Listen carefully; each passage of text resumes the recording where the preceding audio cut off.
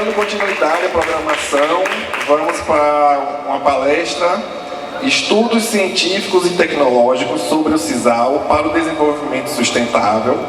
Vamos convidar Jaqueline Santos Vieira, ela é graduada em Ciências Econômicas, especialista em Auditoria Fiscal, mestra em Propriedade Intelectual e Transferência Tecnológica e é responsável pelo Núcleo de Inovação Tecnológica no IF Baiano.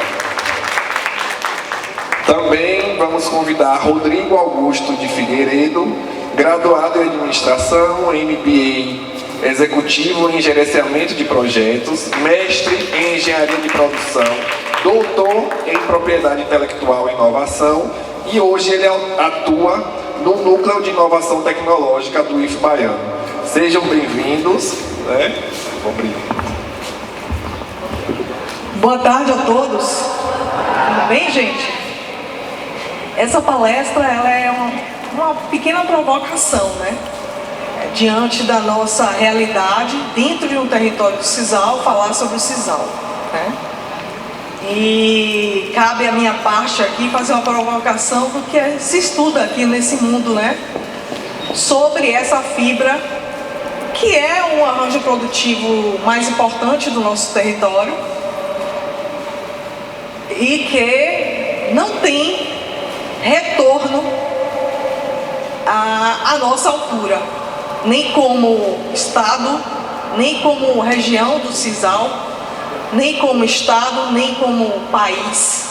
E a gente vai ver isso bem resumidamente, para que a gente tenha o retorno aí dos cientistas e cientistas, meninas e meninos da ciência, para que faça a nossa realidade mudar, né?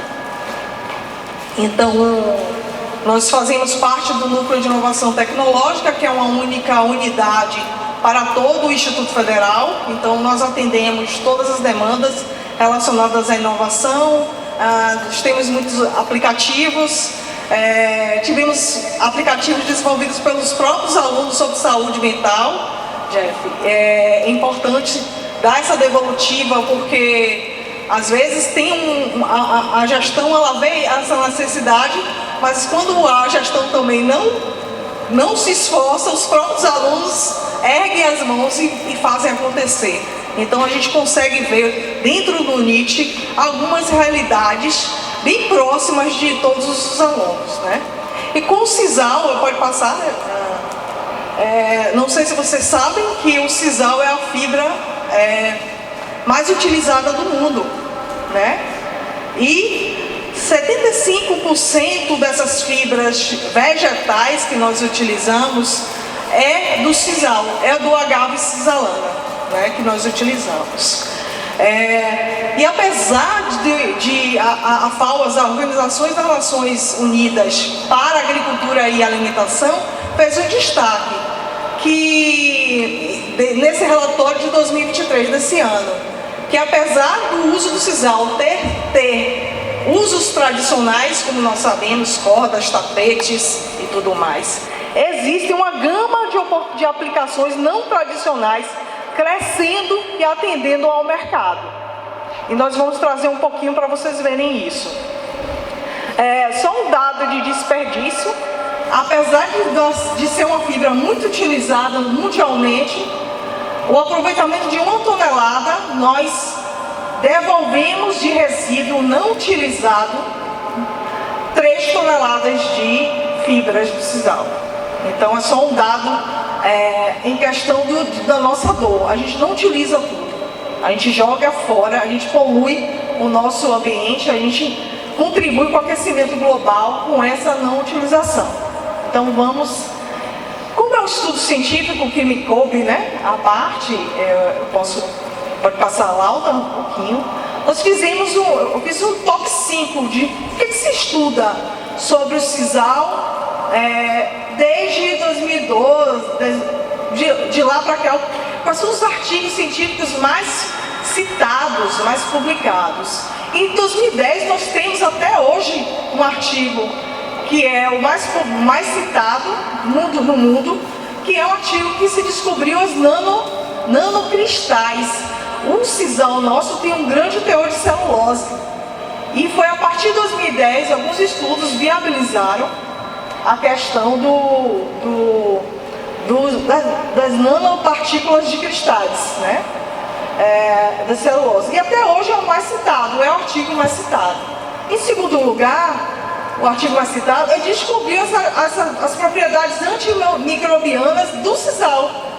E a partir disso nós prospectamos, concretizamos com cremes, pasta dental, curativos, todo tipo de produtos biomédicos. Esse é o segundo artigo. O terceiro artigo, pela atração que o sisal tem de ser uma fibra muito dura e resistente, foi começado a substituir fibras de vidro por produtos mesclados com o sisal, e a partir disso a gente veio aparecer em produtos automotivos, acessórios automotivos nossos. Hoje tem o sisal fazendo parte desses materiais. Nós não sabemos disso, né? Vocês já sabiam disso? Que um carro nosso a gente leva sisal? Muitos, e desde 2014, 2013, né? O quarto artigo aqui, mais utilizado, e aí vem aí quarto e o quinto, o sisal é uma fibra que está sendo muito utilizada para a construção civil. Em 2014, 2018, nós tivemos aí os compostos cimentícios, então hoje a gente já consegue fazer cimento com sisal e também concreto com sisal. E vocês vão ver aqui quem são os interessados em produzir essa ciência de materiais com o sisal a partir de uns gráficos que eu vou mostrar aqui, isso dentro do estudo de publicações científicas, tá? Pode passar, por favor. Então vocês estão vendo lá a rede de colaboração, primeiro 1A, só tem Brasil. Vocês conseguem me dizer quem está ali, naqueles riscos? Toda a parte do mundo, né? Todos os continentes. Há uma rede de colaboração de pesquisa científica muito alta nesse primeiro gráfico. Na parte da esquerda, do lado esquerdo dele, quem é que está de azul escuro? Vocês podem me dizer? Tem 3 países aí em destaque, em azul escuro. Quem são? Quem? Brasil, Índia e China. China, fazendo um estudo aqui com um gráfico abaixo dele, esses estudos eles estão em ascensão. E a China é o primeiro colocado, é o primeiro interessado em pesquisar sobre sisal. Vejam, por que isso? Porque a construção civil as construções civis estão cada vez mais absorvendo material ambientalmente, né? Correto, como dizem. Na verdade, a indústria de cimento ela é a mais poluente do mundo. De cimento, ela polui muito. Então, num mundo que se está com aquecimento global, que a gente não consegue resolver a vida em toda, a gente conseguiu fazer a camada de ozônio, conseguiu reduzir, né? Mas o aquecimento global não. Os estudos científicos não conseguiram resolver ou melhorar o problema do aquecimento global. E a indústria do cimento ela é uma indústria muito poluente. Então, temos aí China, Índia e Brasil como os primeiros países do ranking em estudos sobre sisal, estudos científicos. Aqui do lado da esquerda nós temos um pouco para ver um quadro de colaborações. É importante saber se dentro do Brasil, né, China, se essa produção é só local ou se eu divido a minha produção com o meu colega da China, com o meu colega da Alemanha, com o meu colega da Austrália. E aqui revela uma grande cooperação, aqui no quadro mais azul, e o vermelho é o que a gente tem de produção local. Então, a China tem muita colaboração de produção científica sobre sisal, assim como a Índia, assim como o Brasil. Vamos passar um pouquinho aqui a lauda, vamos adiantar. E falando em ODS, né, a gente já relaciona aí um pouco desse contexto com o segundo objetivo sustentável, que é fome e agricultura sustentável. E aí nós temos a meta 2A, né, que fala de práticas agrícolas resilientes, que é o que? Você produzir mais, com maior produtividade, mas respeitando e mitigando os impactos ao ambiente. Essa é a meta 2A. E também nós podemos fazer a sinergia com a meta 12, né, que é de consumo sustentável, que é a gestão sustentável do uso dos bens naturais. Quer dizer, vamos trabalhar com o Sisal, mas como é que a gente pode otimizar todo esse trabalho dessa vibra, né? Reduzir substancialmente a gestão de resíduos. Olha aqui os dados que eu apresentei lá na frente. Cada uma tonelada de aproveitável, nós jogamos 3 toneladas, isso mundialmente, de resíduo de sisal para o meio ambiente, sem ser utilizado, né? E apoiar o apoio dos países mais desenvolvidos para os países menos desenvolvidos, como o Brasil, para o desenvolvimento da ciência é fundamental. Então tem aí a ODS, os Objetivos de Desenvolvimento Sustentável, que faz esse pedido, né, a nível mundial, para que a gente consiga melhorar a nossa realidade. Mais um só, é o meu último. Então, Brasil é o maior produtor de sisal e a gente responde pela 40% dessa produção mundial. Em relação aos artigos, como a minha análise foi de 2012 a 2022, em 2022 foi o maior índice de publicações científicas no Brasil.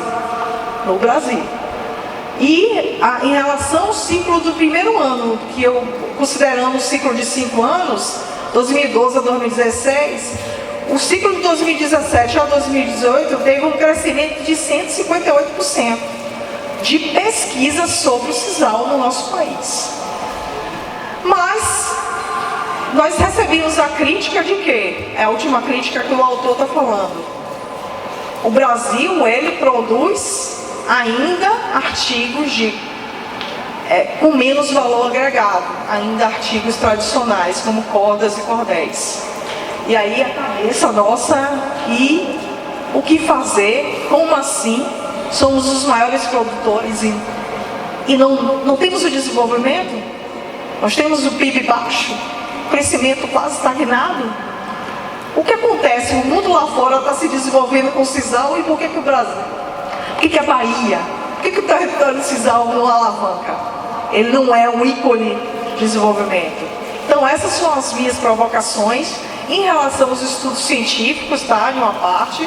Vou passar para o Rodrigo para dar uma outra provocação, com outro tipo de lente para vocês, tá? E para continuar a nossa contribuição aqui.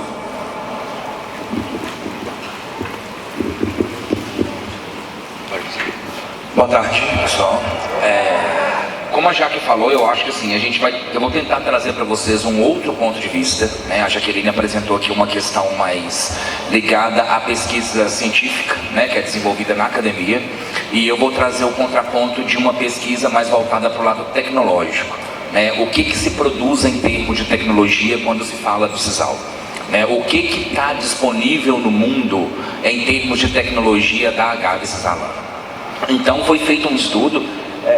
Esses dados que eu estou apresentando para vocês aqui, eles foram gerados, né, e analisados por um artigo que foi publicado na revista do Ibaiana Macambira, né? Então é um artigo nosso que foi publicado aí na última edição, se eu não me engano, e foi feito um histórico de toda a produção tecnológica do sisal desde o primeiro pedido de patente. Eu não sei se todo mundo aqui sabe o que é uma patente, mas é uma forma de se proteger aquilo que você inventa, né? Colocando de uma maneira mais simples, né? Então assim, o primeiro pedido que alguém reivindicou, por exemplo, falando assim, isso foi eu que inventei, eu quero ter o direito sobre isso, foi em 1885. Então o primeiro pedido de patente relacionado à Agave Cisalana já tem quase um século e meio, né? Então, para a gente não trazer aqui uma linha do tempo, né, extensa, eu fiz um recorte aqui dos últimos anos, né? Então a gente tem aí desde 2020, né, os últimos 23 anos, a gente pode ver que no total foram feitos 5.500 pedidos de proteção, ou seja, existem 5.502 inventos registrados e protegidos, né, sobre a tecnologia do sisal. E a gente vê aqui que esse avanço ele se dá principalmente ali a partir de 2010. Né? De 2010 para cá, e se a gente pegar o gráfico histórico como um todo, a gente vai perceber que ele se mantém ali nessa média de 50. Desde os anos de 1920, 1930. Isso não mudou por décadas. De 2010 começa a haver um avanço no número de tecnologias. Com relação a essas tecnologias, a gente precisa entender, aqui está uma informação um pouco mais técnica, mas eu vou tentar simplificar, que essas invenções, elas precisam ser categorizadas, para a gente entender em qual área de tecnologia a gente está desenvolvendo ou não está desenvolvendo. Esse quadro, ele mostra que as invenções, elas são categorizadas em classes, né, em grupos. Então aqui eu trouxe para vocês entenderem que hoje, né, o que está disponível em termos de conhecimento tecnológico é que estão se desenvolvendo mais pesquisas, 14,81%, na área de química e metalurgia, né, dentro de uma classe que são chamados de compostos macromoleculares orgânicos. Então esta é a área predominante assim sobre as outras. A gente vai ver um outro gráfico, a gente vai conseguir visualizar isso mais fácil. Passa aí, por favor. Passa mais um, depois eu volto nesse. Isso, aqui fica mais fácil para entender. Esse gráfico é um gráfico que traz a informação por cor. Então a gente vai ver que quanto mais próximo do vermelho, maior é o número de tecnologias dentro daquela área, né? Quando ele vai passando ali para o amarelo, para o cinza, são menos tecnologias desenvolvidas nessa área. Então a gente tem aqui embaixo que são das 5.000 que eu falei, 5.500, 1.512 estão relacionadas a tecnologias nas áreas de máquinas têxteis e máquinas de papel. Então, esse é um grupo, máquina têxteis e de papel. Tendo em vista que a gente está falando de um produto sisal, a gente entende que está ali dentro de máquinas têxteis. Tá? Então, a maior parte está ali. E uma outra grande parte estão ali em outras máquinas especiais ou em química macromolecular de polímeros. Então são as três áreas onde se há maior desenvolvimento tecnológico com o aproveitamento da fibra do sisal. Aí a gente vê num outro contraponto, e que eu acho que coaduna com a pesquisa de base literária, de base acadêmica, que a gente tem pouquíssimas pesquisas na área, por exemplo, de nanotecnologia, que são só 18, né? Na área de tecnologia computacional, 25, área de semicondutores, que é uma área bem interessante, de alto valor agregado.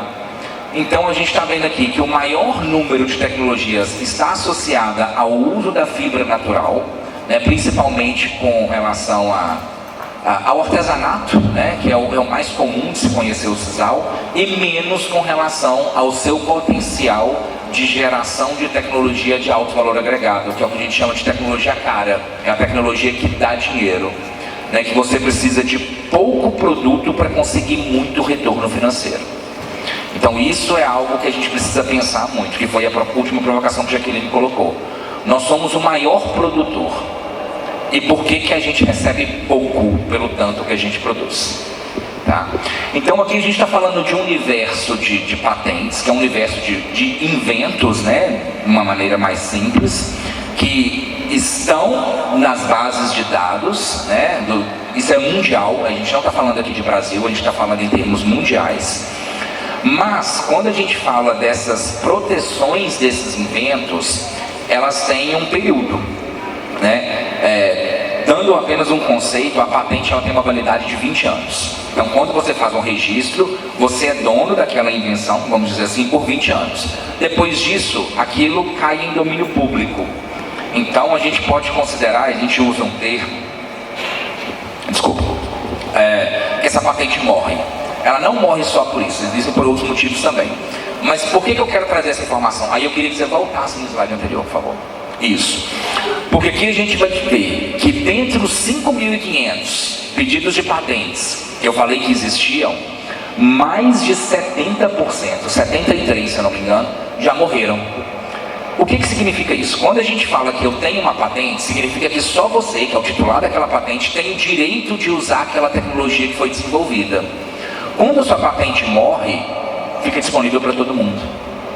Então a gente tem uma base de informação gigantesca disponível e podendo ser utilizada por qualquer pesquisador. Porque o que já foi descoberto já está de acesso público. Então, isso é muito importante colocar, porque se a gente está falando aqui de um instituto de pesquisa que está incluído dentro de um território de identidade do CISAL, não entender o quanto de informação já foi descoberta e está à disposição, sabe? A gente não precisa reinventar a roda, já tem muita coisa disponível, né? Apenas 26,7% são patentes que ainda se mantêm protegidas, ou seja, você não pode utilizar aquela tecnologia sem correr o risco de sofrer as penalidades, porque aquilo é um direito do outro, tá? Então, para finalizar, Jorge, aí você vai pular 2 agora, por favor. Isso. Aí eu queria finalizar só tentando demonstrar aqui quem são hoje os maiores players do mercado. Então, de todas essas tecnologias que estão disponíveis, quem são as empresas, né? O mercado capitalista, onde que está acontecendo isso aí? A gente vai ver claramente, pela leitura das empresas, que há um domínio absurdo da China. Então, o primeiro lugar é a Universidade Tecnológica de Guanyin. A gente tem a Haofeng, a gente tem a Universidade de Nangai, Jiangsu, a Universidade de Guangxi, Jiangsu de novo, o Instituto de Pesquisa Chinesa. Então, basicamente, a China domina esse mercado, né? Então a China está conseguindo. A China também é uma grande produtora de sisal. O Brasil é o maior, a China, se eu não me engano, é o segundo ou terceiro, não estou certo. Eu acho que tem a Tanzânia em segundo e a China em terceiro. Mas a gente tem no meio aqui 4 outros players, que são a BASF e a Bayer, que estão na área de indústria farmacêutica, né? Que é onde a gente tem uma possibilidade de fazer o aproveitamento dos resíduos que a Jaque falou. Porque aquilo que se joga fora durante a produção da corda, do fio, pode ser aproveitado para tirar um óleo, tirar uma substância química que pode ser a composição de algum fármaco, né? Então é começar a aproveitar e fazer dinheiro com aquilo que a gente joga fora, tá? E só fechando, tem 2 empresas americanas aqui, que é a James Madison Sons e a Chileco, que é uma empresa da área de combustíveis, ok? Então, esse é o último slide, é só para vocês terem uma visão mais gráfica do que existe no sisal e o que se pode aproveitar. Pelo tamanho, né, da forma, né, das pedras, aí se mostra qual que é o percentual de aproveitamento. Então, a gente consegue aproveitar na planta, né, na agave sisalana, muito da fibra de cânhamo, muito do linho, da juta, né, a fibra de coco. Então, visualmente a gente consegue perceber qual que é o percentual mais aproveitável desse produto. Então aqui é só para ficar uma questão gráfica, né, fora dos números gráficos e tabelas. Tá. Então é isso. Se alguém tiver alguma dúvida, estamos à disposição.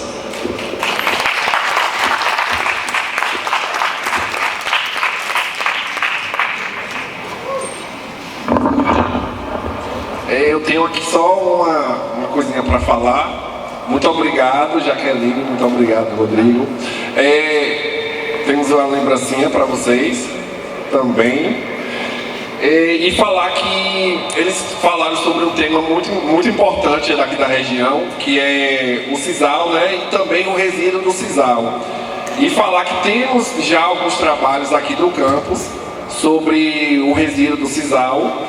Tivemos um trabalho de mestrado, do mestrado em Ciências Ambientais, que o aluno Rafael Rodrigo, que ele estaria aqui hoje, mas ele não conseguiu vir, ele trabalhou com o resíduo, né, e ele fez algumas análises e teve suas conclusões, suas considerações lá na dissertação do mestrado dele.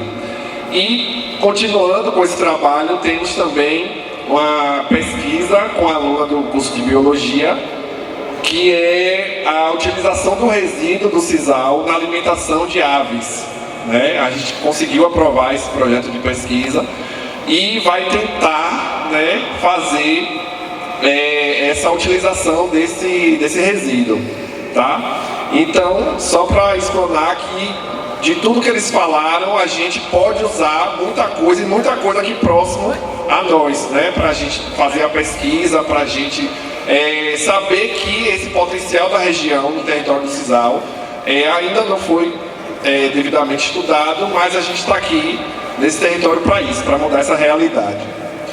Então, para encerrar esse encontro, né, eu estou aqui, né, como coordenador desse evento e quero agradecer em nome do IF Baiano, quero agradecer a PROEX, que nos ajudou, a PROPES, ao CNPq, que é o órgão de fomento, né, que traz esses editais para a gente participar e promover esses eventos, ao Centro Juvenil de Ciência e Cultura, por nos ajudar aqui também, trazer os alunos, né, participarem como palestras, e agradecer a todas as pessoas. Eu queria avisar os alunos do Instituto que a gente tem uma lembrancinha também para vocês, né? Agradecer também a presença de todos. Muito obrigado aos alunos do CJCC, né? E falar que muito obrigado.